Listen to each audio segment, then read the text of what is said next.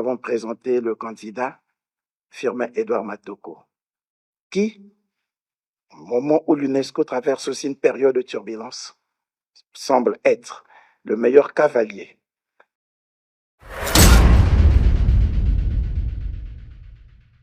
Autre point inscrit à l'agenda, la candidature du Congo au poste de directeur général de l'UNESCO.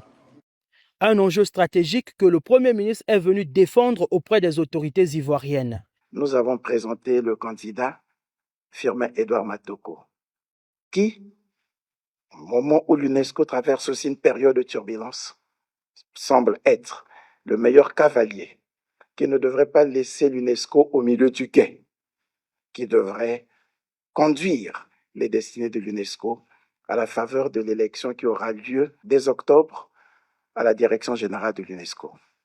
Oui, nous avons un cavalier qui ne doit pas laisser l'UNESCO au milieu du gué, parce qu'en ces périodes d'incertitude, en ces moments de paradoxe, il faut éviter un saut dans l'inconnu.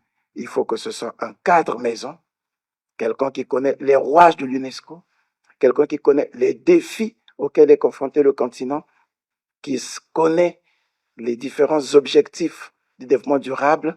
Il faut que ce soit quelqu'un de la maison qui conduise cette barque à ce moment difficile.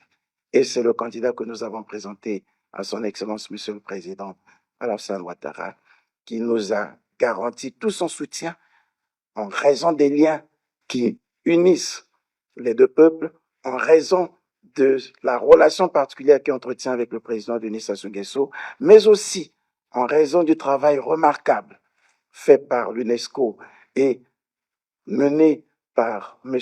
Edouard Matoko. Souvenons-nous de son activisme, de son engagement lorsqu'il a été question ici de célébrer le prix Houphouët-Boigny. Et le président nous l'a rappelé. En raison de tout cela, le président nous a garanti son soutien et nous partons d'ici satisfaits. Comme pour nos États, il ne faut pas changer le cheval au milieu du quai. Pour l'UNESCO aussi, il faudrait un cavalier qui ne laissera pas l'institution au milieu du quai.